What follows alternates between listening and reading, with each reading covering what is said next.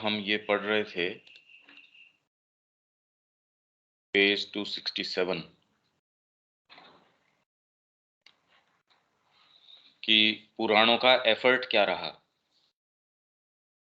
कि ये था ना कि भागवत लिखी नहीं जाती, और श्री अरविंद ने कहा जहां तक हिस्टोरिसिटी की बात है वो तो एक चीज है, पर उसके अंदर एफर्ट क्या है।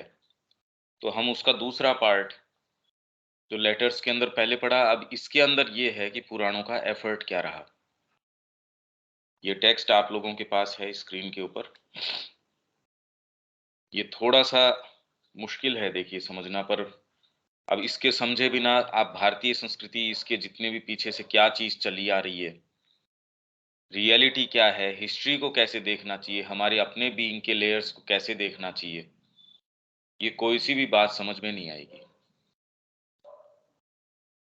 वास्तव में हमारी अपनी सत्ता और अपने अतीत के संबंध में जो श्रेष्ठतर ज्ञान हमें आज पुनः प्राप्त हो रहा है, उससे पता चलता है कि पौराणिक धर्म प्राचीन आध्यात्मिकता, दर्शन और सामाजिक धार्मिक संस्कृति के सत्य के ही नए रूप और विस्तार हैं। पौराणिक जो धर्म है इसके अंदर देखिए ट्रेस करके लेके आ रहे हैं, हमारी जो सनातन धर्म वाली है उसमें भी हमने अलग अलग युगों को ट्रेस किया है। तो इसमें जिस जिस तरीके की मानसिकता आई, वैदिक धर्म किस तरीके का था, वेदांतिक कैसा था, फिर बाद में ये पौराणिक किस तरीके का है, धीरे धीरे धीरे धीरे जब ये हमारे पास तक आता है तो ये किन किन रूप परिवर्तनों में से गुजरता है। तो उनका खाली बाहरी रूप ही सत्य के ही नए रूप और विस्तार हैं। रूप परिवर्तन होता है इसके अंदर, मूल तत्व वो का वो रहता है अपने घोषित उद्देश्य में। मतलब पुराण जो हैं वे भारतीय जन के सृष्टि शास्त्र, मतलब उत्पत्ति किस तरीके हुई, भागवत में और के अंदर आप ये देख सकते हैं कि वो सृष्टि की उत्पत्ति किस तरीके से बताते हैं। प्रतीकात्मक गाथा, सिंबॉलिक लेजेंड्स के रूप में आपको उसके अंदर लेजेंड्स है, एलेगरीज है, सिंबल्स हैं, ये सारों के माध्यम से। भैया इतना मुश्किल है क्योंकि ये इस तरीके से हमने कभी नहीं देखा इसको। इनफैक्ट ये पढ़ने के बाद भी हम उसको जो ताना बाना गुथा हुआ है पुराण का, अब उसको कैसे समझें कि ये सृष्टि शास्त्र इसके अंदर बताया गया है, तो अब इसको मतलब करें क्या, क्या बनाएं इसका। प्रतीकात्मक गाथा, इसके अंदर जितनी भी गाथाएं उसके अंदर बताई हुई है, चीरहरण है। अब उसकी हिस्टोरिसिटी अब क्या, मतलब वो अगर रास हुआ तो ऐसे तो एज सच यदि मंचन भी आप उसका करो, वो किसी समय ऐसी कोई घटना घटी होगी, पर वो प्रतीकात्मक गाथा है। आज भी आपके बीइंग के अंदर उस तरीके की चीज है, और प्रतिमूर्ति वैसी कोई रिप्रेजेंटेशन, वैसा कोई चीज, परंपरा, मत विश्वास और सामाजिक नियम के लोकप्रिय सार संग्रह हैं। ये सारों को गूंथ रखा है इसके अंदर, जो जैसा कि पुराण नाम से सूचित होता है प्राचीन काल से ही चले आ रहे हैं। इसलिए इसने इतिहास का काम किया, आपकी संस्कृति को बचाने का काम किया। मतलब राष्ट्रीय देह के अंदर ये एक रक्त प्रवाह का काम करता रहा। इसको गीति नाटकों के रूप में, कथाओं के रूप में, मतलब इतने इतने तरीके से भारतीयों के समक्ष हमेशा से आज भी आज भी हमारे जो पौराणिक कथाएं हैं उनको अलग अलग रूप से, कितनी भागवत कथाएं चल रही है, कितनी और कथाएं चल रही है। मतलब समय समय पे कोई भी ऐसा स्थान, कोई भी ऐसा प्रांत ऐसा न होगा जहां रोज ही लगभग कहीं न कहीं कोई कथा है, कहीं कोई कुछ है। यदि हम चारों तरफ देखें तो पूरे समय कुछ न कुछ ये वातावरण में चलता रहता है। यहाँ इनमें कोई मौलिक परिवर्तन नहीं होता। परिवर्तन होता है केवल रूपों में। मतलब वेदों के अंदर जो रूप है, खाली रूप परिवर्तन, मूल तत्व वो ही आपके हमेशा बाद के युगों के अंदर, और जो अभिव्यक्ति हुई वेदांत में, पुराण में, किसी की सब में वो ही चीज प्रतिध्वनित होती है। वैदिक युग में सत्य के जो चैत्य प्रतीक, साइकिक सिंबल जो उसका था वैदिक युग में, सत्य को वो प्रकट जो कर रहे हैं, सपोज सूर्य के रूप में, सूर्य की रश्मियों के रूप में, किस तरीके से वो गो है, लाइट है, वो जाके छिप जाती है। उसको जो आपकी इंट्यूशन है, वो जाके आपकी फिजिकल कॉन्शियसनेस है, अद्री है, हिल है, मान लो आपकी जो फिजिकल कॉन्शियसनेस है उसमें से ढूंढ के वो निकाल के लेके आती है, या उसकी जो सच्ची प्रतिमूर्तियां थीं वे लुप्त हो जाती हैं, या फिर उन्हें परिवर्तित एवं संकुचित अर्थ के साथ एक गौण योजना में बदल दिया जाता है। तो पहले जो सिंबोलिज्म था उसके अंदर, उसकी भाषा को बदल दिया जाता है, उसको गौण योजना में बदल दिया जाता है, उनका स्थान अन्य प्रतीक या प्रतिमूर्तियां ले लेती हैं, जिनका लक्ष्य अधिक प्रत्यक्ष रूप से व्यापक होता है और जो सार्वभौम एवं सर्वसमावेशी होती हैं। इसके अंदर जो क्रियाएं होती हैं उनका स्वरूप चेंज हो जाता है। इसलिए मैं इसलिए एक बैकग्राउंड छोड़ रहा हूं कि वेद के अंदर जब हम आएंगे तो एटलीस्ट हमको होल्ड ऑन टू कोई बात ऐसी, हाँ कुछ कुछ तो था ऐसा, क्योंकि ये चीज यदि अंदर जाएगी, ये धीरे धीरे जाके जितना जो कुछ करना है आप इसको बार बार जितना आत्मसात कर सकते हैं, ये आगे आने वाली जो चीजें हैं उसके लिए बहुत अच्छा एक बैकग्राउंड तैयार कर देगी। तथा स्थूल जगत से आहरण की हुई परिकल्पनाओं को लेकर नहीं चलती।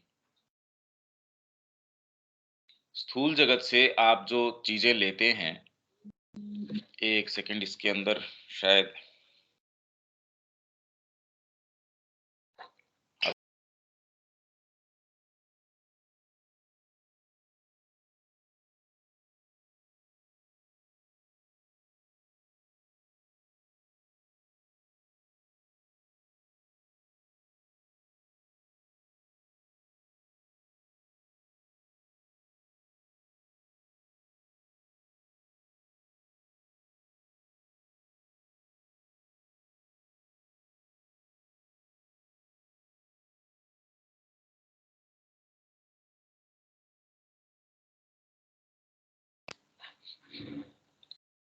इसमें दीपक जुड़ नहीं पा रहा।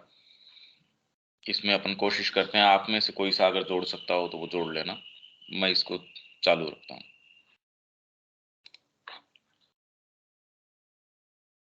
तथा स्थूल जगत से आहरण की हुई परिकल्पनाओं को लेकर नहीं चलती।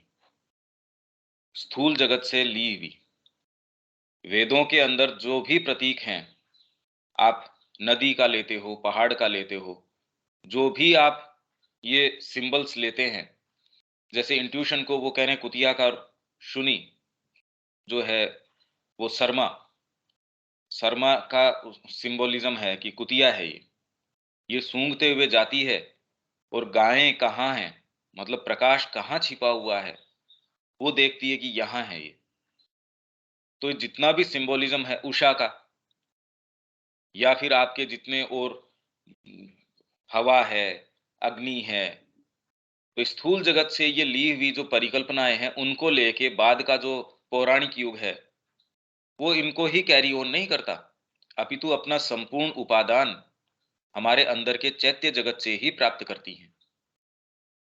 अब इसके अंदर दुर्गा है, दुर्गा के जिस तरीके के हाथ हैं और हैं, अब ये तो प्रकृति में कहीं देखने नहीं आती ये फिगर। तो आप ये कहे भी ये कैसे, तो ये तो बिल्कुल आपके जो साइकोलॉजिकल या साइकिक जो अंदर फिगर है वो ही हो सकती है। तो धीरे धीरे इवन जो सरस्वती पहले नदी के रूप में उन्होंने ये सिंबल लिया, और बाद में जो सरस्वती का फंक्शन है वो चेंज होता गया। तो हम यहाँ ये देख रहे हैं, ये ट्रेस कर रहे हैं कि पुराण का जो एफर्ट है और उसमें जो भाषा है वो वेद के अंदर और इसके अंदर कैसे उसमें अंतर आया। वैदिक देव देवियां अपने स्थूल वैदिक देव देवियां अपने स्थूल रूप के द्वारा सामान्य सांसारिक जन से अपना चैत्य और आध्यात्मिक अर्थ छिपाए रखती हैं। मतलब वैदिक देव ये देखिए, ये कंपैरिजन करके चल रहे हैं, हमारे लिए अभी थोड़ा मुश्किल है, क्योंकि हमको वो बैकग्राउंड भी नहीं है कि उसमें वैदिक देव देवियों का क्या एट्रीब्यूट कर रखा है श्री अरबिंदो ने, कि वो क्या कर रही हैं। तो इस माध्यम से जब उस समय आएँगे तो ये कुछ आप थोड़ा इसके ऊपर ध्यान दीजिए, यदि अगर इसमें कोई बात, कोई सेंटेंस, कोई चीज़ नहीं समझ में आए, ये यहीं रोक लेना। तो वेद वेद के अंदर जो देव और देवियाँ, जिनका वर्णन है और उनके जो जो फंक्शंस बताए गए हैं, अपने स्थूल रूप के द्वारा सामान्य सांसारिक जन से अपना चैत्य और आध्यात्मिक अर्थ छिपाए रखती हैं। इनफैक्ट वो जानबूझ के इस तरीके के डबल मीनिंग उसमें शब्दों के अंदर, जो कि संस्कृत भाषा में बड़े आराम से किया जा सकता है। श्री अरविंद कह रहे हैं ये सारी बातें। उन्होंने प्रोफेन, जो एक सांसारिक, एक सामान्य व्यक्ति है, उससे इस ऐसी भाषा के अंदर कि सांसारिक के लिए तो वो कर्मकांड में वो एक कथा है इस तरीके की। तो बाहरी लोग तो कहें को तो वो एक सामान्य अर्थ, एक बाहरी कथा कहानी सी महसूस होती है। पर कुछ जगह ऐसा है कि बाहरी अर्थ कोई काम ही नहीं करता, कि वो घोड़ा है, वो दौड़ रहा है और उससे घी की वर्षा हो रही है।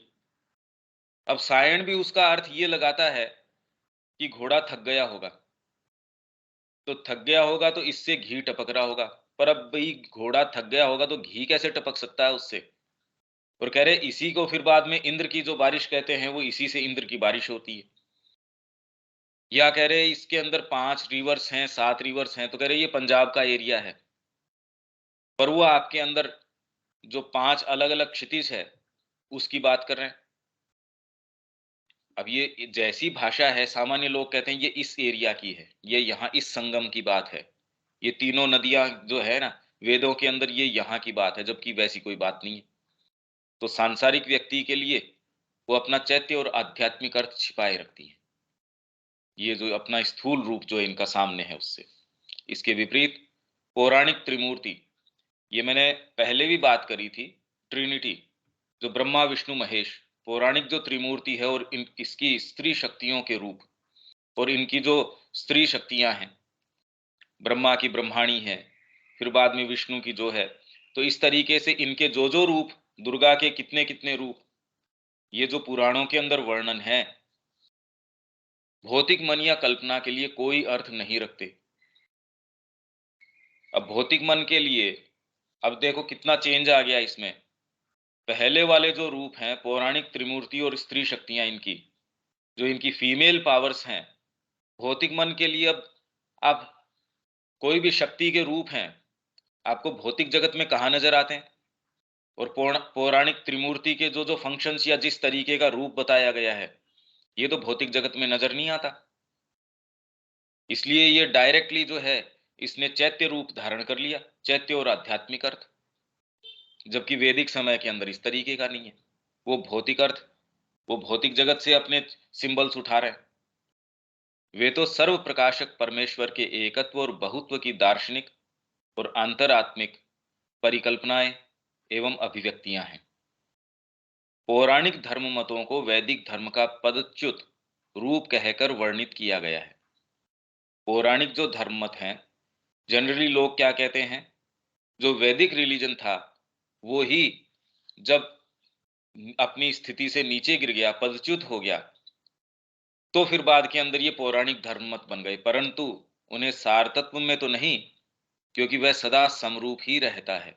सार तत्व तो भारतीय संस्कृति का हमेशा से ही, रेवलेशन शुरू से लेके अभी तक, श्री अरविंद ने एक नई चीज रिवील कर दी। सार तत्व में वही बात है जो वेदों के अंदर जो चीज है, पर इस समय रूप उसका तो समरूप ही रहता है सार तत्व। वरन उनकी बाह्य गतिविधि में संभाव्यतः उसका विस्तार एवं विकास कहा जा सकता है। मतलब पुराण, वेदांत जितने भी हैं, इवन गीता, गीता भी कह रही है भी मेरा तो मूल तो वो है, और उसकी बाह्य अभिव्यक्ति है वो इंटेलिजेंस के ऊपर है, बौद्धिक है। मूर्ति पूजा, मंदिरोपासना और प्रचुर क्रिया अनुष्ठान का दुरुपयोग चाहे किसी भी अंधविश्वास या बाह्य अनुष्ठानवाद की ओर क्यों न ले जाए। बाद का जो मंदिरोपासना, पहले मंदिरोपासना नहीं थी। वेद के अंदर यदि बात करें तो उसके अंदर मंदिर की परिकल्पना नहीं थी, खाली यज्ञ वेदी थी। बाहर जो मंदिरों की परिकल्पना है वो धीरे धीरे बाद के अंदर आई। पहले ये कह रहे हैं, पहले ये इस तरीके की चीज़ नहीं थी। ये तो उसमें भी कहा था, हमारा अफ़ोरिज़्म है, उसमें भी यही था। क्योंकि भक्ति का जो आगे परंपरा चली, वो उसके बाद चली, उससे पहले तो ध्यान है, चिंतन है, ये वाली ही चीज़ें थी ज़्यादा। तो मूर्ति पूजा, मंदिरोपासना और प्रचुर क्रिया अनुष्ठान का दुरुपयोग चाहे किसी भी अंधविश्वास या बाह्य अनुष्ठानवाद की ओर क्यों न ले जाए, फिर भी आवश्यक रूप से धर्म का पतित रूप ही हो, ऐसा नहीं है कि बाह्य अनुष्ठान में व्यक्ति लग गया। हम जनरली ये कहना चाहेंगे कि वेद के अंदर तो बहुत अपने प्योर फॉर्म के अंदर था, और जब आप तंत्र है, पुराण है, इनके माध्यम से आपने देवी है, देवता है, इनकी पूजा पद्धतियां हैं, इनकी कथा है, व्रत है, त्योहार है, अनुष्ठान है, ये सारे फिर पतित रूप हो गए। ये नहीं है, ये बात नहीं है।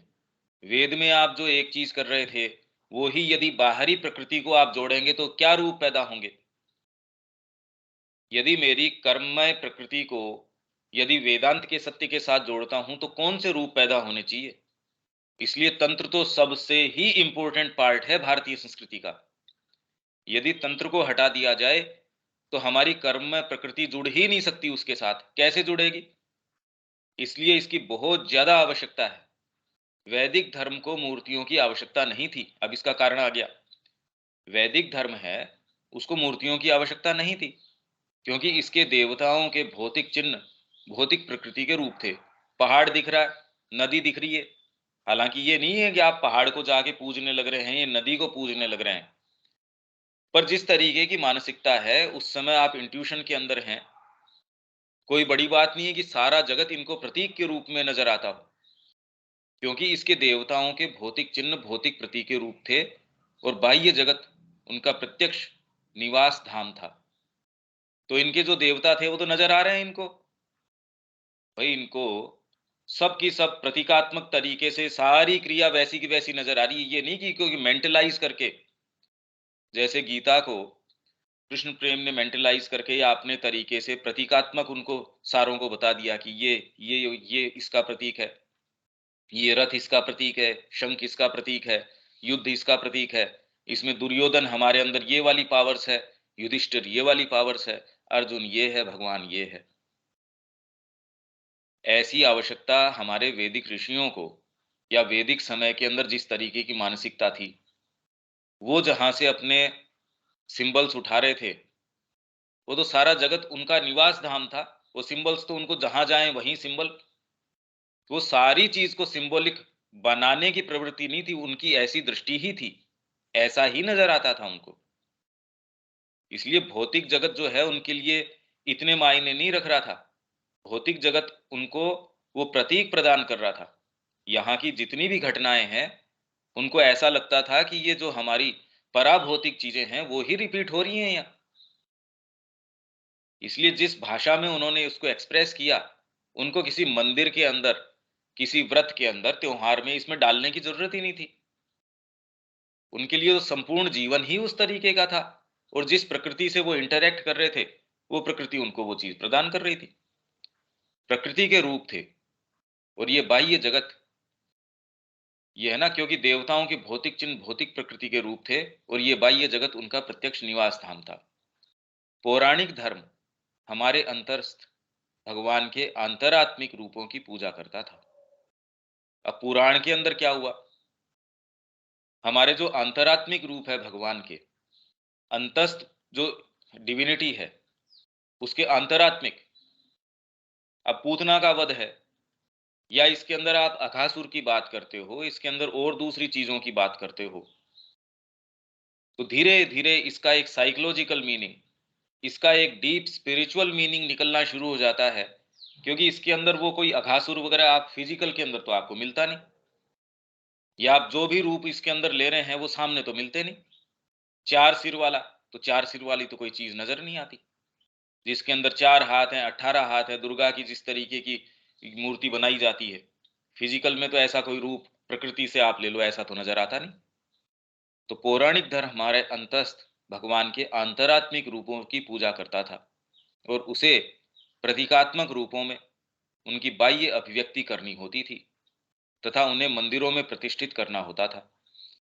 तो इन्होंने अंदर लिया, देखो इनकी प्रक्रिया विपरीत है।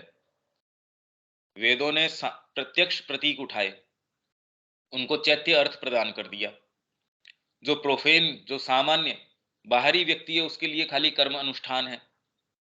जो अंतरात्मिक व्यक्ति है, जो दीक्षित है, जिसने अध्यात्म में प्रवेश किया है, उसके लिए उसके अंतरात्मिक अर्थ हैं वो प्रकट होने शुरू हो गए। पुराण के अंदर जो प्रयास है वो उल्टा है। इन्होंने चैत्य, जो आपके अंदर डिविनिटी है, उसके बाह्य रूप प्रदान कर दिए, उनको प्रतिष्ठित कर दिया मंदिरों के अंदर, जो कि वैश्विक गूढ़ार्थों के वास्तुकलागत प्रतीक थे। हमारे मंदिर क्या हैं? जितने भी मंदिर जो निर्माण हुआ, वैश्व गूढ़ार्थ, जो कॉस्मिक, जो उसके गूढ़ार्थ हैं, रहस्य हैं, उसको वास्तुकला के अंदर यदि आप ढाल देते हैं, आपके जितने भी कि ये 7 परकोटे हैं, इसके बीच में भगवान बीच में ऐसे विराजमान हैं। वास्तुकला के अंदर जब वैश्व गूढ़ार्थ है, उनको प्रतीकात्मक तरीके से, तो हमारे सारे मंदिर इसी तरीके से हैं। भगवान गर्भगृह में विराजमान है, सेंक्टम सेंक्टोरम है वो, बीच में जाके उनकी उपस्थिति है।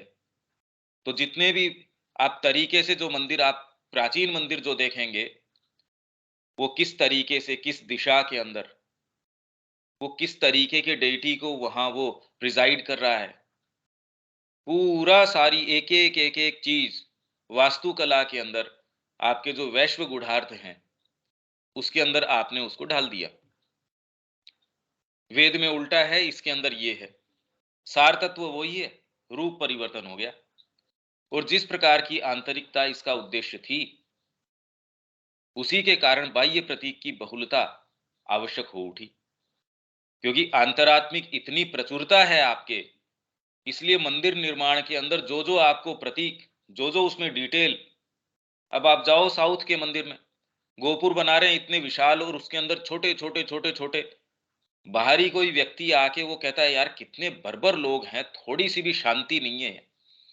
कोई भी एक एक इंच जगह इन्होंने नहीं छोड़ रखी, इतना विशाल ऊंचा गोपुर बनाया, और उसमें भी एक एक छोटे छोटे, कितने मतलब लाखों देवता इसके अंदर डाल रखे हैं। पौंडीचेरी के अंदर जैसे आप वो मंदिर देखते हो अपने गणेश जी का, तो भी उसमें कितने गणेश जी, अगर उसमें छोटे छोटे बना भी रखे हैं तो कोई भी दो ऐसे नहीं कि रिपीट करने की आवश्यकता है। गणेश की इतनी प्राचुर्य, क्योंकि आपके भीतर इतना प्राचुर्य है, तो बाहर अगर रूपों के अंदर उसको दोगे तो ये प्राचुर्य तो ऑटोमेटिकली आएगा। आप यदि आपके साइकोलॉजी को गीत के अंदर डालते हो तो गीत एक जैसा थोड़ी होगा, क्योंकि साइकोलॉजी इतनी इतनी विभिन्न तरीके की है। तो देखिए कितने रस हैं, कितने तरीके हैं उसको एक्सप्रेस करने के। तो जिस प्रकार की आंतरिकता, हम बहुत ज्यादा डीप और बहुत गंभीर इश्यूज में प्रवेश कर रहे हैं। हमने, मेरे को नहीं लगता कि इस तरीके का कभी चिंतन रहा हो कि मंदिरों का निर्माण इस तरीके का कैसे, क्या एफर्ट है उसके पीछे, हमारी वास्तुकला क्या कर रही है, मूर्ति कला क्या कर रही है, पुराण क्या है, इसके अंदर हमारी ये सारी चीजें क्या हैं। भाई ये सारी की सारी चीजें क्या प्रयास कर रही हैं ये? और जिस प्रकार की आंतरिकता इसका उद्देश्य थी, उसी के कारण बाह्य प्रतीक की बहुलता आवश्यक हो उठी। बाह्य प्रतीक जो बाद के अंदर मंदिरों में आप देखो कितनी कितनी प्रचुरता, मीनाक्षी का टेम्पल है, और आपके रंगनाथ का मंदिर है, ये जो भव्य कुछ कुछ मंदिर हैं साउथ के, पूरा का पूरा परकोटा नगर है वो पूरा का पूरा। क्या दिखाने की कोशिश कर रहे थे? जो कॉस्मिसिटी है उसमें डिवाइन कैसे है, अभिव्यक्त कैसे हो रहा है, और आपके चैत्य उपस्थिति, भगवान जैसे कह रहे हैं आपकी अंतरात्मा के अंदर बैठा हुआ है, उसको दिखाएं कैसे। यदि उसको वास्तुकला के अंदर ढालना हो इस सत्य को, और प्रतीक के अंदर ढालना हो, क्योंकि ये सत्य है, आपने एक सत्य देख लिया, उसको प्रतीक में डालो। वेद के समय उन्होंने सामने देख लिया पहाड़ है, उसको प्रतीक के अंदर ढाल दो। वो प्रतीक तो सामने, उसको चैत्य अर्थ प्रदान कर दो। आपको पक्षी नजर आ रहा है, आपको पशु है, पक्षी है, कीट है, पतंग है, पानी है, हवा है, जो तत्व हैं सारे के सारे पांचों, मनुष्य है, देवता है, राक्षस है। फिर बाद में आपकी यात्रा है, तो वो यात्रा अंतरात्मिक यात्रा का रूप दे दिया उन्होंने। और वो यात्रा जल से होके भी निकलती है, पहाड़ों पे भी है, ठंडा भी है, बर्फ भी है, ये है, वो है, सारी चीज़ें हैं। तो उन्होंने बता दिया कि ये यज्ञमय यात्रा है, आप कैसे जीवन के अंदर चल रहे हैं। तो वहाँ उनका प्रयास एक है, यहाँ पौराणिक जो धर्म है, उसका प्रयास ये है, सारतः एक ही है। ताकि वह बहुलता इन अंतरीय वस्तुओं की जटिलता को भौतिक कल्पना और दृष्टि के निकट साकार रूप में प्रकट कर सके। तो भागवत के अंदर आपके जितने भी पुराण हैं, इसके अंदर ये जो आपके जो डीप स्पिरिचुअल ट्रूथ्स हैं, इसलिए आपको इतने अच्छे लगते हैं। आपको तुरंत आपके नजदीक वो प्रतीत होता है। यहाँ पुराणों में धार्मिक सौंदर्य वृत्ति परिवर्तित हो गई है। पुराणों के अंदर धार्मिक सौंदर्य वृत्ति एस्थेटिक्स कितने सुंदर तरीके से उसको कृष्ण को सजा रहे हैं, या उसका भक्तिमय संगीत है, एस्थेटिक्स के हिसाब से आप देखो उसमें। परंतु धर्म का अर्थ सारतत्व में नहीं, वरन केवल प्रकृति और रीति नीति में ही परिवर्तित हुआ है। वास्तविक अंतर यह है कि प्राचीन धर्म का निर्माण उच्चतम गुह्य एवं आध्यात्मिक अनुभव से संपन्न व्यक्तियों ने किया था। प्राचीन धर्म का निर्माण वैदिक समय के अंदर उच्चतम गुह्य एवं आध्यात्मिक अनुभव से संपन्न व्यक्तियों ने किया था। वो ही कर सकते हैं और आज भी वही कर सकते हैं।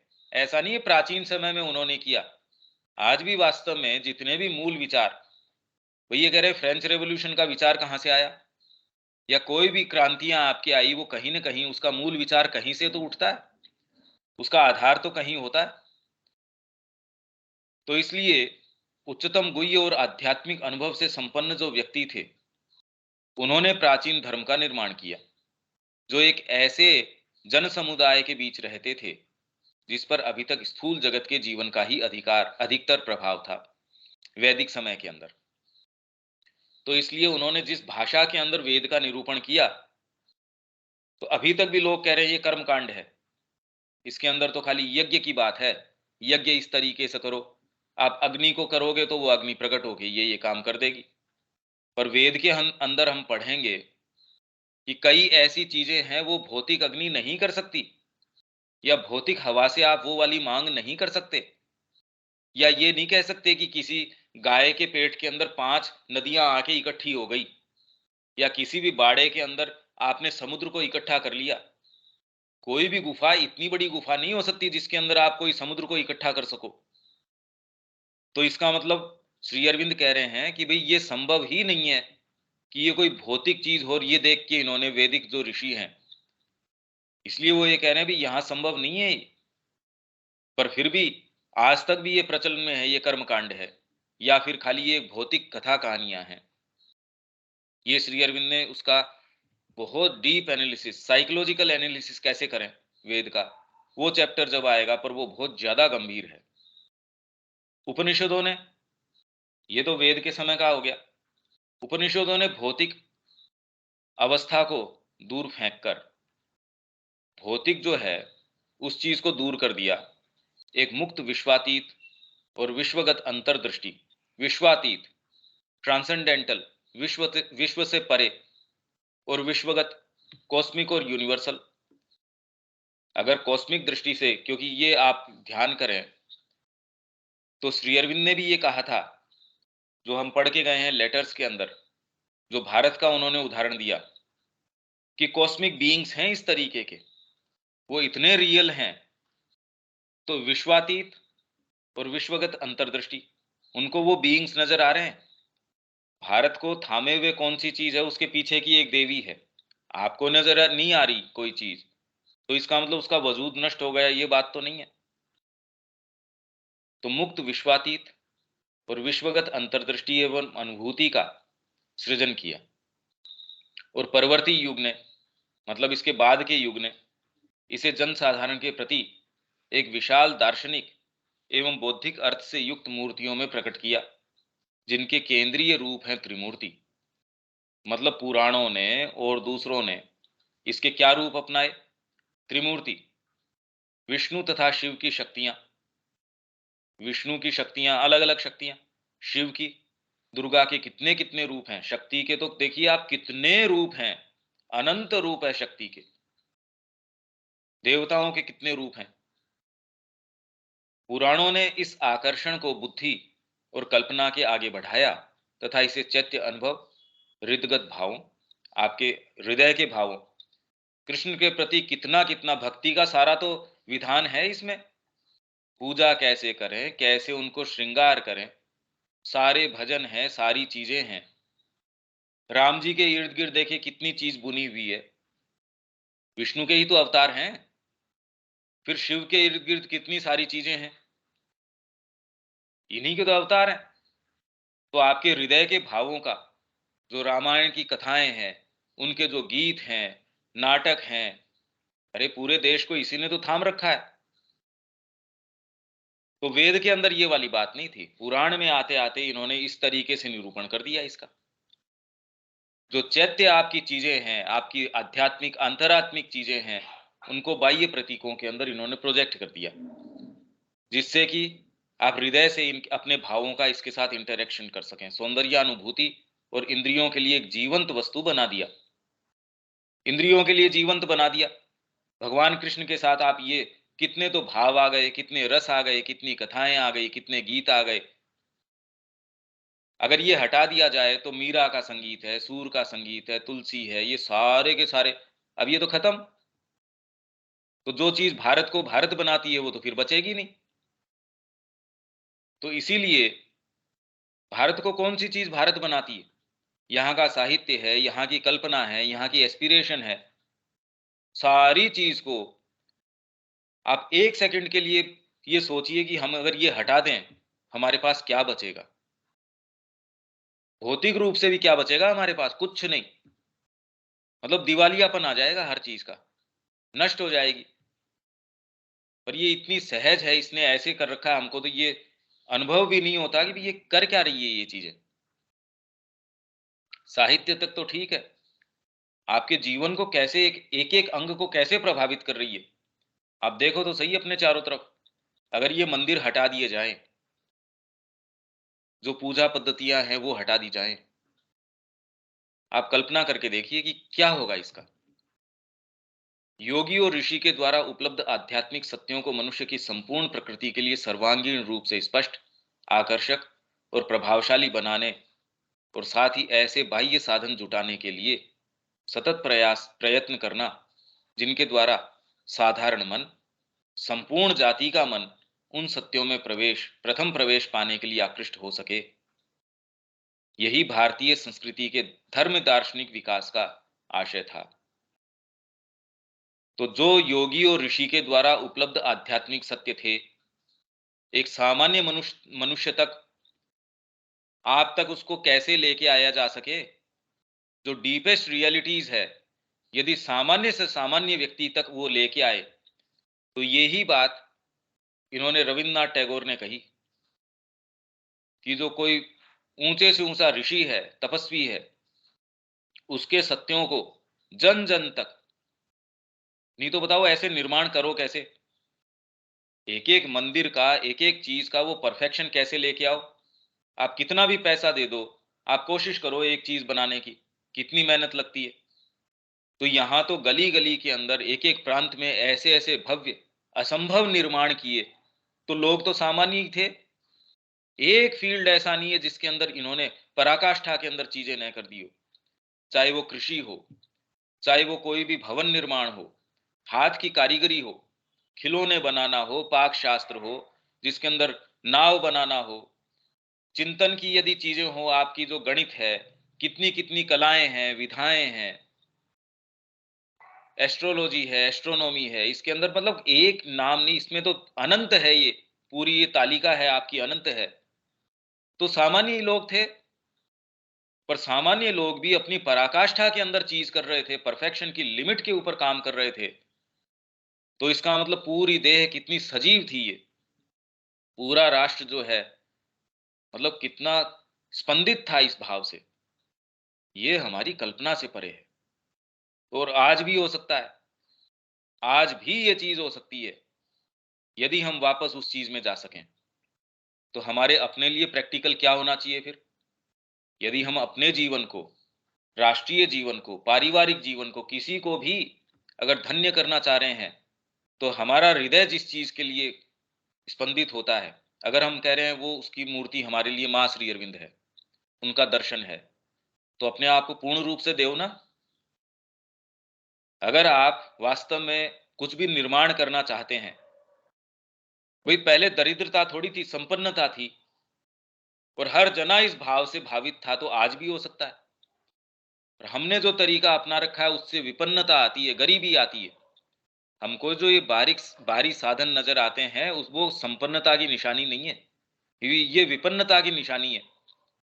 पुलिस इतनी बढ़ गई, चिकित्सा इतनी बढ़ गई, तो ये संपन्नता की निशानी थोड़ी है।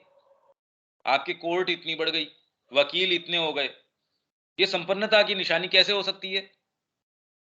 आपके अगर जनसंख्या का एक फ्रैक्शन जो है, एक भाग है, वो पुलिसिंग कर रहा है, या गली गली के अंदर आपके जो है सीसीटीवी कैमरा लगा रखे हैं, आप पढ़ाने के लिए आप जो अध्यापक है वो स्टूडेंट से सुरक्षित नहीं है, और स्टूडेंट जो है वो अध्यापक से सुरक्षित नहीं है, ये संपन्नता की निशानी कैसे हो सकती है? टेक्नोलॉजी, ये तो विपन्नता की निशानी है, ये तो गरीबी की निशानी है। तो इसके अंदर कोई भी अच्छी चीज कैसे हो सकती है, ये बताइए। आपके घर के ऊपर यदि हर कमरे में सीसीटीवी कैमरा लगाया जाए, तो परिवार का कॉन्सेप्ट कहाँ रहेगा? ये तो खंड खंड हो जाएगा, खत्म हो जाएगा। तो इसीलिए आज हम जिन मानकों के ऊपर ये कह रहे हैं विकसित, वो तो विपन्नता की निशानी है। और किसी देश के लिए तो हो सकता है ये उसके लिए ठीक बैठे, भारत भारत के लिए ये चीज ठीक नहीं बैठ सकती। तो इस दिशा में काम करने के लिए क्या करना चाहिए? तो आपका जो हृदय जिसके लिए मूव करता है उसको दो अपने आप को संपूर्ण रूप से। तो आप अपने लिए भी एक संपन्न जीवन जिएंगे, राष्ट्र के रूप में भी एक संपन्न जीवन जिएंगे। एटलीस्ट कम से कम जीवन के कोई मायने तो होंगे, और कोई दूसरा तरीका नहीं है। अच्छा, यहां तक कोई ये मुश्किल तो चल रहा है, कोई यहां तक बात है या प्रश्न है, कोई सेंटेंस? हाँ जी शब्या जी, कोई बात इसके अंदर, या किसी के भी?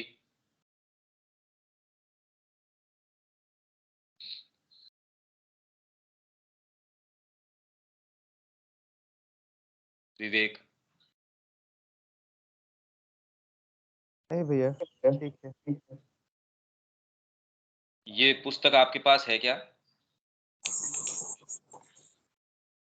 ये ये है ना भारतीय बस है। संस्कृति और नहीं, ये है भारत एवं उसकी संस्कृति की महानता। ये वाली नहीं है। ये जो अभी है वो तो है भारतीय संस्कृति और सनातन धर्म की महानता, क्योंकि इसके अंदर तो पूरा हमने बैकग्राउंड को कवर कर लिया। उसके अंदर यहाँ का साहित्य भी है, कला भी है, संगीत भी है, सारी ही चीजें हैं। वो एक दूसरी पुस्तक है, उसका पेज नंबर मैंने आपसे शेयर किया है ये। पर इसमें कोई प्रश्न या कोई चीज रविकांत जी? नहीं, कोई चीज नहीं सर। अभी तो डाइजेस्ट करने के लिए समय चाहिए इसको, कि भी कह क्या रहे हैं। मैंने कल भी पढ़ा था इसको, हाँ, आज फिर पढ़ूंगा। थोड़ा सा बस यही है कि अपने आप को उसके अनुरूप ढालना है कि ये जो कहा गया है ये बिल्कुल पौराणिक के हिसाब से ये सिंबॉलिक नहीं है। ये सब चीजें हमें यही मान के अगर अपने जीवन में सफलता पाने के लिए इनको सच मान पड़ेगा। चलो ये ठीक है, ये चीज है। ना ना, ऐसी कोई बात नहीं है इसके अंदर। अभी तो पहले तो ये समझ ही आ जाए वो कर क्या रहे थे, एफर्ट क्या है पुराणों का। अच्छा, महाभारत कर क्या रही है, महाकाव्य हमारे कर क्या रहे हैं। ये समझ इजी गया। चीज नहीं है ये रविकांत जी, ये एक्चुअल में, और हम करना चाहते हैं ये। मतलब यहाँ हमारा एक प्रोजेक्ट हमने ये भी सोचा था, क्योंकि श्री अरविंद ने ये कहा कि पुराण, इसके अंदर एक के अंदर सृष्टि शास्त्र भी है, फिर प्रतीकात्मक गाथा भी है, फिर इसके अंदर ओकल्ट विजन भी है।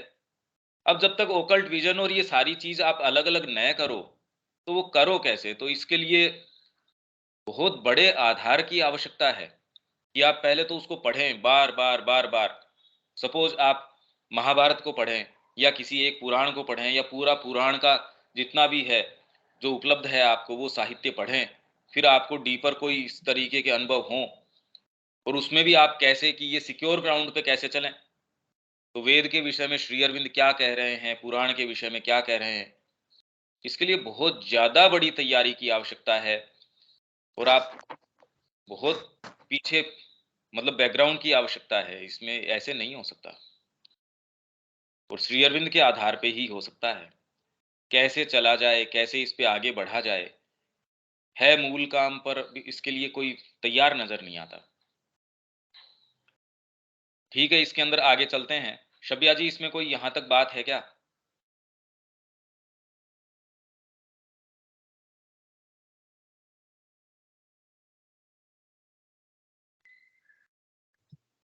नहीं भैया, ऐसा कुछ नहीं। ठीक है, आगे इसको चलते हैं। यह ध्यानपूर्वक देखने की बात है कि पुराण और तंत्र उच्चतम आध्यात्मिक और दार्शनिक सत्यों से युक्त है।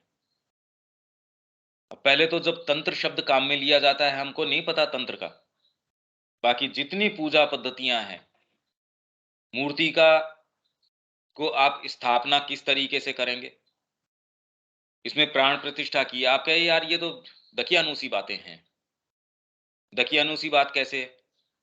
जिसको इस चीज का जीवंत अनुभव है, आप जब प्रतिष्ठित करते हैं, जब मूर्ति आपसे संवाद करने लगती है, बताओ आपके लिए तो वो कोई ऐसी चीज नहीं है। कल्पना तो तब हो जब मैं ऐसे कल्पना करूं, किसी कैरेक्टर की मैंने कल्पना करी और उसके अंदर मैं रंग भर रहा हूं, उसको कपड़े पहना रहा हूं, पर वो मूर्ति आपके साथ इस तरीके का व्यवहार करना शुरू कर दे जो आपने कल्पना न करी हो, तो तब तो इसका मतलब उसमें ऑब्जेक्टिव रियलिटी तो हो गई, जो आपने सोचा नहीं, समझा नहीं। जैसे यशोदा माँ, कृष्ण प्रेम की गुरु, वो सो रही थी, अब उनको आके वो जगाया, कहा कि तू तो आराम से सो रही है, मेरे को यहाँ चींटियां खा रही है। जाके देखा कृष्ण के विग्रह के पास उन्होंने प्रसाद की मिश्री रख दी थी, चींटियां उसके ऊपर फिर रही थी। अरे कि ये मैंने क्या किया। अब इसको आप ये तो नहीं कह सकते कि इनको विजन हुआ, इनको ये हुआ। भाई इसमें तो कल्पना नहीं हो सकती ना, वो तो आराम से सो रही हैं और उनको आके जगाया। जैसे माँ ने कहा कि भी गणेश जैसी कोई चीज, मतलब और आकृतियां तो चलो ठीक है, हालांकि शुरू से ही माँ को अनुभव रहे हैं इन चीजों के, पर कभी गणेश जो है ये बड़ी क्यूरियस या बड़ी इंटरेस्टिंग तरीके की फिगर है, ऐसी होती है तो माँ को हल्का सा ये था। तो माँ सो रही है, उन्होंने कोई इस तरीके की बात ये कि उनके दिमाग में हो या कोई चीज हो, तो गुदगुदी सी हुई। माँ ने कहा मैं उठी और मैंने देखा बड़े छोटे से थे, पर कई इतने सुंदर, इतने इतने बढ़िया, इतने क्यूट कि और मेरे को थोड़ी नाराजगी के स्वर में कि आपको लगता है मैं नहीं हूं? क्या नहीं नहीं, मैं स्वीकार करती हूँ। तब से हमेशा ही मेरे टेबल के ऊपर मैंने जो गणेश की एक छोटी सी मूर्ति हमेशा ही मेरे पास रही। और उसके बाद तो कह रहे कितनी कितनी, कोई काठ के अंदर, कोई किसके अंदर, कोई कांसे के अंदर, कितनी मूर्तियां मेरे को दी जाती हैं। इनफैक्ट माँ कह रही है कि जितनी भी बार मेरे को कितनी मूर्तियां दी जाती हैं, काठ में, पत्थर में, मेटल में, और सब में मेरे को जो है प्रेजेंस मिलती है, सब में उस देवता की उपस्थिति मेरे को निश्चित ही, इनएविटेबली उसके अंदर थोड़ी ज्यादा कुछ कुछ न कुछ उपस्थिति जरूर मिलती है। अब बताइए, ये तो बड़ी विचित्र बात है। अब उसके साथ आप कैसे इंटरेक्ट करें, कैसे क्या करें, ये पूरा का पूरा तंत्र है। अगर ये हटा दिया जाए तो अब बचे क्या हमारे जीवन में, ये बताइए। हम रियलिटी जो हमारे पीछे जो डीपर रियलिटीज हैं, जो वास्तव में हम जो हैं, हमसे ज्यादा बड़ी रियलिटीज है, हम तो रियलिटी है ही नहीं। अरे व्यक्ति भी वास्तव में शरीर से क्या है, वो रियलिटी थोड़ी है। वो जो क्रिएट करता है वो है रियलिटी। तो बाकी तो यदि अगर महाराणा प्रताप की 3 घंटे एक्चुअल में उनको वो कैसे थे, उनकी रिकॉर्ड करके भी आपको 3 घंटे दिखा दो, तो आपको यार क्या करूं मैं इसका। उसकी बजाय तो उनके चरित्र को दिखाओ, उनका जीवन चरित्र क्या रहा, उनकी भव्यता, उनकी विशालता वो क्या रही, वो बताओ, तो मेरे लिए उपयोग का है ये। तो तंत्र, पुराण उच्चतम आध्यात्मिक और दार्शनिक सत्यों से युक्त हैं, परंतु उन सत्यों को खंडित करके उस प्रकार एक दूसरे के विरोध में व्यक्त नहीं किया गया है जैसे कि विचारकों के वाद विवाद में होता है। इसलिए उनको कोई दिक्कत नहीं है कि एक विचार को दूसरे से खंडित करके, कि दुर्गा को है ये बता दिया कि उनकी पत्नी भी है, और ये भी कह रहे हैं कि उसी के रूप हैं ये सारे के सारे देवता। अगर शिव जी की शादी के अंदर वो कह रहे हैं जी पूछो आपके पिताजी कौन, कह रहे मेरे पिताजी ये, उनके पिताजी कौन, ये, और उनके पिताजी कौन, मैं स्वयं। अब ये बुद्धि तो नहीं समझ सकती कि आप दादाजी के पिताजी कैसे हो सकते हो। भी आपके पिताजी ये हैं, उनके पिताजी ये हैं, उनके पिताजी मैं स्वयं। या फिर ब्रह्मा सारे की सृष्टि करता है और फिर बाद में एक जगह ये भी बता रहे हैं सृष्टि शास्त्र के अंदर कि ब्रह्मा भी तो पता नहीं कितने कितने हैं, इसके अंदर ये ब्रह्मा है, उसके अंदर ये ब्रह्मा। तो आप कहे यार ये बातें क्या कर रहे हैं। एक पुराण के अंदर एक को पराकाष्ठा के ऊपर लेके चले गए, देवी पुराण के अंदर देवी को पराकाष्ठा के ऊपर लेके चले गए, और आपस में यदि कहानियां देखोगे गुथी हुई है एक दूसरे से। किसी में भी देखोगे तो कह रहे पिछले युग से चला आ रहा था। राम जी के समय के अंदर कह रहे हैं वो वहां से चला आ रहा था, वो सो रहा था गुफा के अंदर। उन्होंने कहा मेरे को, मैंने इस अवतार में भी कृष्ण के समय से चला आ रहा था, कहा मैं ये इस समय भी देखना चाहता हूं। या वो कब उसका श्राप कब क्या, वो सारी कहानियां एक दूसरे से गुथी हुई। अब क्या बनाओ इनका, कुछ नहीं समझ में आता। और इनका कोई अंतर विरोध है नहीं, उनको कोई पीड़ा ही नहीं है, तो विचारकों के वाद विवाद का विषय हो जाता है। अपितु भारतीय मनोवृत्ति और भाव की उदारता, कितनी उसकी व्यापकता है, उसकी कैथोलिसिटी है कि अत्यंत अनुकूल ढंग से उन्हें एक साथ मिलाकर, उनमें परस्पर संबंध जोड़कर या उन्हें एकत्र करके समन्वित कर दिया गया है। ऐसा कभी कभी तो स्पष्ट रूप में, परंतु अधिकांशतः एक ऐसे रूप में किया गया है जो किसी उपाख्यान, जैसे सावित्री का उपाख्यान है ना, तो एक उपाख्यान ही तो है महाभारत के अंदर सावित्री का। श्री अरविंद ने उसको एक इंस्टेंस लिया, उसको एक एक मौका लिया और उसके ऊपर एक पूरा महाकाव्य बना दिया। और उसके अंदर एक एक एक उसके एक एपिसोड है, एक चीज है उसके अंदर, उसमें एक कथा आती है बस। तो यदि ऐसे कथाओं को लिया जाए और ऐसा बना दिया जाए जो कि वास्तव में होनी ही चाहिए, वो अपने मूल में उन्होंने उस तरीके से उसको विस्तृत नहीं किया, पर उसके अंदर तो निहित थी ये बात। तो ऐसे उपाख्यान, दंत कथा, कोई भी एक दंत कथा ले ली जिसके अंदर की जी ब्राह्मण कुमार है, उनके साथ ये हुआ, कृष्ण जी गए, उन्होंने उनको जीवित कर दिया। तो ये कैसी कैसी दंत कथाएं, प्रतीक है, सिंबॉलिक चीजें हैं। अब रास है, उसका क्या बताओ आप, चीर हरण है, उसका क्या करो आप कि फिजिकली ऐसी चीज हुई। अरे बड़े अनैतिक लोग हैं ये तो, उसको भगवान बता रहे हो, वो स्त्रियों के कपड़े लेके भाग रहा है। तो ये तो कोई बात नहीं हो सकती। ये प्रतीक है, नीति कथा, उसके माध्यम से नीति कथा है, नैतिक तरीके से ये करना चाहिए चमत्कार, और दृष्टांत के द्वारा इसके कुछ अंश को जनसाधारण की कल्पना और भाव भावना तक पहुंचा सके। तो इन्होंने कहानियों को इस तरीके से गूथा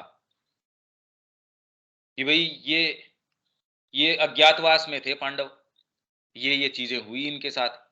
अब उसके अंदर वो उनकी ये है कि इनका अज्ञातवास वास जो है वो टूट गया, तो उसके अंदर वो चर्चा किस तरीके की कर रहे हैं देखो, कि नहीं, ऐसी परिस्थिति के अंदर धर्म का निरूपण ये है, जब आप संकट की स्थिति में हो तो एक दिन भी है वो एक साल मानना चाहिए।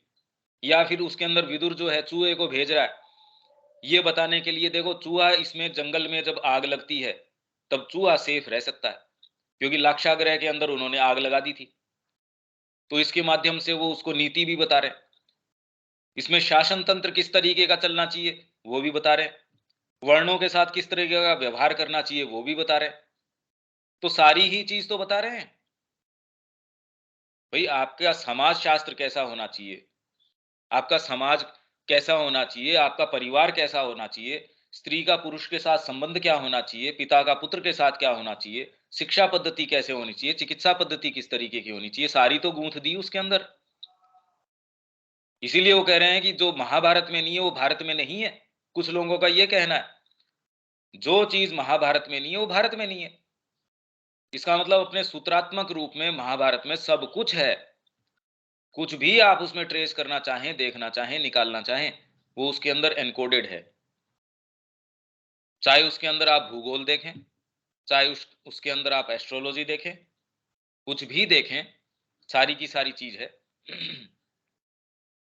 भाई श्री अरविंद ने यदि सावित्री को एक आधार लिया जो कि महाभारत के अंदर उपाख्यानात्मक रूप में है और उसका एक पूरा महाकाव्य बना दिया, तो ऐसी ही एक एक चीज को यदि ये रंग दे दिया जाए तो क्या नहीं क्या है उसके अंदर, देखिए क्या बच जाता है फिर। तंत्रों में चैत्य आध्यात्मिक अनुभव की एक बृहत और जटिल राशि को लिपिबद्ध करके दृश्य प्रतिमाओं के द्वारा, तंत्रों में क्या कर दिया, चैत्य आध्यात्मिक अनुभव है, आपको अनुभव हुआ, माँ का कोई अनुभव हुआ, भी माँ से आपका जो भी संबंध है, उनके साथ जो भी आपका अनुभव है, एक बृहत और जटिल राशि को लिपिबद्ध करके दृश्य प्रतिमाओं के द्वारा संपुष्ट किया गया है। उसको कंफर्म कर दिया आपने। माँ को मैंने ऐसे देखा बालकनी के अंदर, ये वाले दर्शन के अंदर आपने पेंट कर दिया उसको, जो आपने जो अनुभव लिया और उसको आपने ऐसा कर दिया, या उसको मूर्ति के अंदर ढाल दिया, आपने उसको रंग के अंदर उकेर दिया। माँ के चारों तरफ ग्रीन लाइट मेरे को ऐसी नजर आई, आपने कंफर्म कर दिया कि हाँ ये वाली बात है भाई, तथा योग साधना की पद्धतियों के रूप में व्यवस्थित कर दिया गया है। अब आप कह रहे भी गंगा तो नदी है, देवी का रूप दे दिया और उसकी प्रतिमा लगा दी। क्या एक तरफ तो आप इसको देवी कह रहे हो, एक तरफ ये नदी है। अब यार नदी जो है उसको देवी, ठीक है, आप उसको डेइफिकेशन कर रहे हैं, देवत्वीकरण कर रहे हैं कोई भी चीज का, पर वो ये मानने तैयार नहीं है कि भी ये नदी जो है ये एक मूर्तिमान भी हो सकती है। तो इसलिए जब वो महाभारत में पढ़ते हैं कि वो गंगा जो है वो आई और फिर बाद में उसका पुत्र है, ये है, अरे यार ये समझ नहीं आ रही। अब वाद विवाद का विषय, उसके ऊपर कितनी कितनी व्याख्याएं करते रहो। अब वो व्याख्या करते रहते हैं, उनको कोई आवश्यकता थी नहीं। उन्होंने तो कोई आध्यात्मिक सत्य देखा, चैत्य के अंदर कोई सत्य देखा, वो अनुभव किया, उसको दे दिया, रूपों के अंदर ढाल दिया उसको। भाई जैसे आज की जो व्यवस्था है उसके अंदर हम साहित्य की रचना करते हैं, तो जो रूप या जो नाम या जो चीज हम काम में लेते हैं वो हमको किसी को बताने की आवश्यकता थोड़ी है कि इसका ये अर्थ है। भाई जैसे अभी मैं कोई कोई चीज लिख रहा हूं और इसके अंदर मैंने कोई शब्द काम में ले लिया, या मैंने कहा कि इस समय हम स्काइप के ऊपर क्लास कर रहे हैं, आज से मान लो 50 साल बाद, 10 साल बाद में ऐसी कोई कल्पना ही नहीं रहेगी यार ये चीज क्या है। तो आप ये कहेंगे किस कैसे शब्दों का भी ये प्रयोग कर रहे थे, हमारे लिए बिल्कुल स्पष्ट है। अगर मैं ये शब्द अभी काम में लेता हूं, हम जूम पे मीटिंग करेंगे, तो आपके लिए तो बिल्कुल स्पष्ट है, हाँ ठीक बात है। तो वैसे ही जो प्रतीक या जो चीजें वो काम में ले रहे थे, अभिव्यक्त कर रहे थे, उन लोगों के लिए तो बिल्कुल मतलब बिल्कुल स्पष्ट थी। उनको कोई एक्सप्लेन करने की आवश्यकता नहीं थी कि हम जो शब्द या जो अनुभव या जो चीज काम में ले रहे हैं वो कोई ऐसी कोई विचित्र है। तो जो ऋषि थे, जो तपस्वी थे, जो सिद्ध थे, जो अनुभूत लोग, जो जिनको अनुभव हो चुका था, उनके लिए सहज थी ये बात। जैसे आप अगर कोई भाषा में अपनी बात कहोगे, किसी को चिट्ठी लिखोगे, तो आप जो भाषा वैसी लिखोगे जो अगले के भी समझ में आ रही है भाई, तो इसका मतलब वो सामान्य प्रचलन की चीज है। यह तत्व भी पुराणों में पाया जाता है। कौन सा? कि आपको जो चैत्य अनुभव हैं उसको आपने दृश्य प्रतिमाओं के रूप में, तो पुराण क्या कर रहे थे, वो थे या नहीं थे या क्या थे, अब कौन सी रियलिटी है। हम इस सारे को, हमारा बैकग्राउंड नहीं भूलना चाहिए। हमने ये प्रश्न यहां से शुरू किया। अब देख लीजिए आप कि इनका क्या महत्व है, क्या इनको हटाया जा सकता है। इनफैक्ट हमारे जीवन को मूल्य ही ये प्रदान करते हैं। ये रियल है या नहीं है वो तो छोड़िए, हमारे जीवन को भी रियलिटी ये प्रदान करते हैं। अदरवाइज ये चीजें हटा दी जाएं तो हम में बचेगा क्या? खाली सांस लेता एक जड़ तत्व, एक मांस का लोथड़ा है जो एक खाली सांस ले रहा है, जिसमें कोई नैतिकता नहीं, जिसको कोई कोई सौंदर्यात्मक चीज नहीं, जो आगे जाने की कोई बात नहीं, जिसके अंदर कुल मिला के बस ये है कि कैसे हम भोजन कर लें, कैसे उसका डाइजेशन कर लें। कोई सभ्यता की बात नहीं, कोई संस्कृति की बात नहीं। तो आप बताइए ऐसा जीवन वास्तव में जीने लायक होगा? तो ये रियल है या नहीं है ये प्रश्न तो खैर उठता ही नहीं। इनफैक्ट हमारे जीवन में इन्होंने जितना प्रवेश कर रखा है, हमारा जीवन भी उसी मायनों में रियल है, या उसी मायनों में वास्तव में जीवन है। अदरवाइज तो जीवन है ही नहीं। क्या जीवन है हमारा? पशु भी जी रहा है, हमसे बेटर जी रहा है। अगर ये चीजें हमारे नहीं हैं तो फिर तो पशु हमसे बेटर है। आखिरकार यह पद्धति वेदों की पद्धति का ही एक विस्तार मात्र है, एक दूसरे रूप में तथा इसमें स्वभावगत परिवर्तन के साथ। पुराण भौतिक रूपकों और अनुष्ठानों की एक प्रणाली का निर्माण करते हैं। पुराण जो है भौतिक रूपकों की और अनुष्ठानों की, आप इस तरीके से अनुष्ठान करो। जब आप मंदिर का निर्माण करते हो तो आप कितने कितने अनुष्ठान हैं, कोई भी व्रत का पारायण करते हो कितने कितने तरीके के हैं। क्या कारण है? अभी इसी सीक्वेंस से आप करोगे। अब विवाह आदि के अंदर भी ये चीजें हैं। हालांकि विवाह के अंदर जितनी भी चीजें हैं वो वेद के अंदर से ले रहे हैं। इसके अंदर सूर्य का जो है वो विवाह हो रहा है, सूर्य की जो पुत्री है उसका देवताओं के साथ विवाह हो रहा है, तो वो ही रेप्लिकेट यहां किया जाता है। इस प्रकार गंगा, यमुना और सरस्वती, इन तीन नदियों के संगम की पवित्रता एक आंतरिक संगम का प्रतीक है। आपके अंदर ये जो तीन चीजें हैं, इनका जब संगम होता है तो क्या होता है, उसका इन्होंने प्रतीक ले लिया गंगा, जमुना, सरस्वती। और योग की मनोभौतिक, साइको स्पिरिचुअल या फिर साइको फिजिकल, मनोभौतिक फिजिकल और स्पिरिचुअल बाहरी प्रतीक और उसको अंतरात्मिक प्रतीक, इन दोनों को कैसे भाषा में गूंथा जाए, प्रक्रिया में एक निर्णायक अनुभव की ओर संकेत करती है तथा इसके अन्य रहस्यार्थ भी हैं। ऐसे गूढ़ अर्थ हैं इसके। अब हम क्या समझें इसके संगम का? जैसा कि इस प्रकार के प्रतीकवाद की व्यवस्था में सामान्य ही है। पुराणों के तथाकथित विलक्षण भौगोलिक विवरण, ये हम कल इसको पढ़ लेते हैं कि भौगोलिक विवरण, इसमें 7 नदियां हैं या फिर 7 तरीके के समुद्र हैं, पृथ्वी उसके बीच में है, या इतने लोग हैं, भू भूवर स्व जो हमारा है, ओम भूर्भुवः स्वः, तो भू है, भुव है, भूवर है और स्वर है, स्वर है स्वर्ग। तो ये 3 लोग इन्होंने इस तरीके से, तो ये किस भौगोलिक विवरण का कर रहे हैं ये?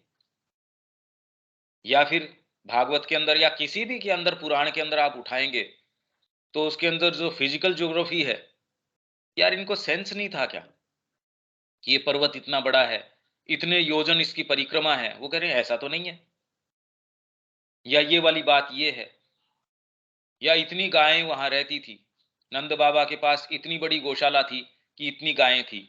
आप कह रहे फिजिकली तो पॉसिबल है नहीं। अभी भी यदि अगर जिनके पास बड़ी से बड़ी गौशाला है, या जिनके पास ये है, या भवन इतना बड़ा था, या इतनी बड़ी सेना वो लेके चले गए, या गांडीव इस तरीके का था, या ये इस तरीके के थे, नगर इस तरीके का था, अर्जुन है वो चला गया स्वर्ग के अंदर और वहां से शक्तियां ले आया, या पांडव जो है बाद में सीढ़ियां चढ़ के वहां स्वर्ग के अंदर चले गए। ये कहे यार कैसी बातें कर रहे हैं, इनको कोई सेंस नहीं है क्या? तो जो भौगोलिक विवरण है, देखिए हमने ये जितनी भी चर्चा करी, आप इसके दृष्टिकोण से एक बार कोई भी एक पुराण लेके, भागवत ही लेके आप कोशिश कीजिए, आपको पता चलेगा बहुत मुश्किल काम है ये। अभी तक तो हम सेफ ग्राउंड पे थे, हम पढ़ जा रहे थे, हाँ कथा है इसके अंदर, ये इस तरीके की भी है। शुरू के अंदर भक्ति ज्ञान वैराग्य की बात है, वहां से वो शुरू होती है कि वो जो है धरती गई भगवान के पास में कि भाई कैसी स्थिति आ रही है, तो उन्होंने कहा हाँ मैं आऊंगा। ऐसी ऐसी कथाएं हैं उसके अंदर। या पृथ्वी इस तरीके की थी, पृथ्वी करा रही थी, इस पे जो है बहुत धर्म अधर्म जो है वो बढ़ गया था, तो पृथ्वी उनके पास गो का रूप लेके गई भगवान के पास, तो उन्होंने कहा हाँ ठीक है। तो आप ये भौगोलिक, या फिर इनको कोई सेंस नहीं है, ये क्या बातें कर रहे हैं ये? पृथ्वी कोई छोटी सी चीज है क्या? तो इनको फिजिकल यूनिवर्स है उसका भी विचारों को सेंस नहीं है। फिर ये कह रहे हैं इन्होंने, हनुमान जी ने उसको अपने मुंह में ले लिया, सूर्य को। सूर्य कोई छोटी सी चीज है क्या कि बंदर उसको मुंह में ले लेगा? तो कह रहे जैसे ये ट्रिक फोटोग्राफी करते हैं ना हम, कि अंगुली के बीच के अंदर सूर्य को ले लेते, वैसे इसने किया होगा। अब हम तो यही समझ सकते हैं, और हम इसके वर्णन, एक भौतिक चेतना क्या कर सकती है, ऐसी वर्णन करेगी। इसीलिए जितने भी वर्णन मैं अभी कर रहा हूं, मैं ये जानता हूं यदि इसका कुछ अंश भी यदि आप ग्रहण कर पाए तो आपके लिए वो बाद के लिए एक आधार तैयार कर देगा। ये हम कल फिर पढ़ते हैं। यहाँ एक बार इसको मैं छोड़ देता हूँ। अब ये कल पूरा कर पाएंगे या नहीं, ये तो कल भी पूरा नहीं कर पाएंगे। क्या ये यात्रा करें या क्या करें, मेरे को आप कहोगे, या फिर अपन मेन फ्रेम में आए, या आप इससे रिलेट कर पाते हैं? क्या क्या करें विवेक? ठीक है भैया, अभी चलने दीजिए। कि मैं ये समझता हूँ एक बार कि ये बड़ा मुश्किल है ये। मुश्किल है, लेकिन भैया ये सब पढ़ने से पहली बार अंदर जा रही है तो बैकग्राउंड तो तैयार करेगा ही। हाँ, वो तो मैं समझता हूँ। अदरवाइज तो श्री अरविंद भारतीय संस्कृति के विषय में क्या कहेंगे वो भी नहीं समझ में आएगा। वेद के संबंध में जब जो कहेंगे वो भी नहीं समझ में आएगा। पुराणों के संबंध में कहेंगे या उपनिषदों के संबंध में कहेंगे, मतलब जो भी कुछ कहेंगे कुछ भी नहीं समझ में आएगा हमको। वो तो सारा इसी आधार के ऊपर धीरे धीरे, ये तो बेसिक बातें हैं इनके इर्द गिर्द। इसीलिए अपनी जो भारतीय संस्कृति और सनातन धर्म की महानता कैसे समझ में आए, वो ये बातें समझ ही नहीं आ सकती। पर समझ नहीं आ सकती इसलिए हम छोड़ दे देते हैं और वही बात पकड़ते हैं जो समझ में आती है, तो फिर हमारे पास बचेगा क्या? जो अधिकांश है वास्तव में हमारे जीवन का, वो तो बच निकलेगा हमारे हाथ से। अब देखो हम कैसी एग्जिस्टेंस में, बहुत छोटी सी एग्जिस्टेंस में जी रहे हैं। ये विचार जो एक्चुअल जो चीजें हमारे जीवन को शेप कर रही है, उनका हमको दूर दूर तक आभास नहीं है। और ये बातें सुनने में नहीं आती। देखो कितनी जोरदार बात है भाई। हम तो चलो और सत्रों में नहीं जाते, रविकांत जी तो सब जितनी भी ये मीटिंग्स होती हैं और होती हैं, ये तो जानते हैं, ये तो एक्टिव भी हैं। तो ऐसी चर्चाएं नहीं होती। रविकांत जी आप तो जानते हो, आप तो बड़े मतलब एक्टिव हो सारों के अंदर। सब कहीं पर भी किस तरह की कोई चर्चा नहीं है। हाँ, जबकि आप तो जब जगह जगह ये जो सोसाइटी के होते हैं, जो सेमिनार कोई होती है, जगह आज तक कोई जगह नहीं छोड़ी। हाँ यही तो मैं कह रहा हूँ भाई। आप तो उसमें है, या पवन जी जो हैं वो, पर ऐसी कहीं सुनने में ही नहीं आती। तो ये बात क्या है? और श्री अरविंद का सारा आधार जो इंडियन कल्चर के ऊपर वो जितनी बातें कर रहे हैं, या इवन सावित्री के अंदर जो बातें कर रहे हैं, आपके कैसे समझ में आ सकती है जब तक ये प्रतीक आपको समझ में नहीं आए। सारे लोग सावित्री पे भी व्याख्यान कर रहे हैं, इस पे भी कर रहे हैं, इसकी चर्चा नहीं है। ये कितनी विचित्र बात है ये बिल्कुल सोच समझ से परे की बात है। ये क्यों नहीं हो रहा? और इसीलिए कोई मूलभूत काम नहीं हो रहा। जीवन के विषय में कोई दृष्टिकोण है, उसमें कोई परिवर्तन नहीं आ रहा। हाँ शब्या जी, कोई बात इसके अंदर। बाकी ये तो आप भी देख पा रहे हैं ना भी, ऐसी कोई चर्चा ही सुनने में नहीं आ रही। वैसा नहीं है। हाँ, और इवन जो ये जो भागवताचार्य वगैरह हैं वो एक्सप्लेन करेंगे इसके ऊपर। बहुत लोगों की टीकाएं हैं, टिप्पणियां हैं, पर ये कर क्या रहे हैं, ये बात क्या कर रहे हैं, वो कोई नहीं बता रहा।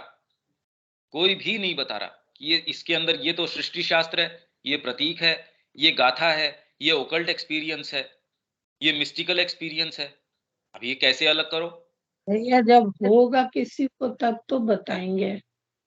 वहां हाँ तक तो लोग पहुंचे नहीं है, हाँ तो बिल्कुल। बताएंगे। हाँ यही मैं कह रहा हूँ। इसलिए आप ये सोचिए कि अभी तक जितनी भी चर्चाएं या जितनी भी ये सेमिनार वगैरह हो रही हैं, ये तो बिल्कुल इसे फिर बाद में सतह की हैं। ये जो मुद्दे हैं वो सब तो बात नहीं करी जा समझने रही। एक चीज है कि इसकी संभावना है, यदि उस तरफ हम लोग प्रयास करें तो। कल ही अब एक चर्चा सभी चल रही थी, उसमें नाद शब्द का सावित्री में ही है कि नाद शब्द ही है जो कुंजी है अंतर में प्रवेश करने। तो जब हम उस पर प्रैक्टिस करें और अपने पर प्रभाव देखें, तब तो वो संभव है। जब नाद का प्रैक्टिस करके अपने ऊपर उसका क्या प्रभाव हो रहा है। पर ऐसी एक बात तो है कहीं कि अरविंद ने नहीं मानो और की है। एक है जानो। आप जो इसका इंटरप्रिटेशन कर रहे हैं, ऐसी श्री अरविंद ने इसके विषय में कहीं नहीं आई है। इसलिए एक बार तो ओपन माइंडेडली अपन देखते हैं वो क्या कहते हैं। आपके कोई अगर डायरेक्टली इसमें प्रश्न हो वो कीजिएगा, नहीं तो प्रवेश नहीं करेगी ये चीज। हमारे जो ठीक ऑलरेडी है। एस्टेब्लिश्ड कई चीजें हैं वो हमको थोड़ी सी उसमें ढीला करना पड़ेगा, नहीं तो ये चीज प्रवेश नहीं करेगी, हम रिक्त रह जाएंगे। बरसात होगी और हमारा पात्र उल्टा रहेगा। ये गंभीर चीज है, इसलिए आपके लाभ के लिए मैं ये चीज कह रहा हूँ। यहाँ हम छोड़ देते हैं, बाकी जितना इसमें समय लगता है वो ठीक है। क्यों रविकांत जी, ये यात्रा करें क्या? हाँ ठीक है, कर लेते हैं। मुश्किल है, मैं जानता हूँ, पर इसका कोई शॉर्टकट नहीं है। यदि श्री अरविंद में प्रवेश करना है तो कोई शॉर्टकट नहीं है, और आगे आने वाला तो सारा साहित्य यही है। यहाँ हम इसको अभी छोड़ते हैं, लेते हैं इसको फिर बाद में 2 दिन 3 दिन, पर आप इसमें सहयोग कीजिए, अपने प्रश्न बनाइए। यहाँ छोड़ते हैं। जय श्री माँ। जय श्री राम। जैसे